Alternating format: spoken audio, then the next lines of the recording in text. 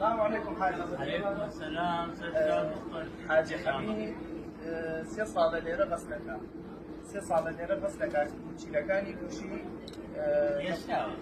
چیلەکان یەسیاوە لافتەیەکە سێ ڕۆژ دەبرە غەستەکە ئەگەر غەسم نەکات سێ ڕۆژ یانی لافتەکەیە ڕۆژێ بەسەر غەستەکەیان بڕوە تێکەچێ حاڵەتی زۆر تێکە. حاجی چەندێک پێش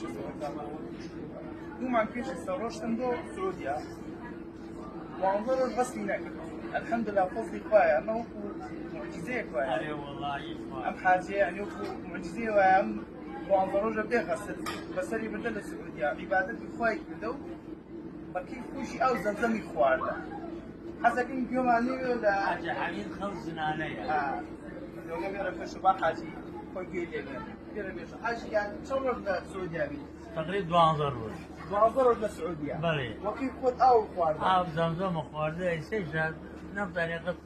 غسلت لك دوانظر نمكت وفناي خو سبحان الله او فضل اخوي قوريها اري والله ضرر حاجي حميد غسلي نكدو ساش قراوته وعرا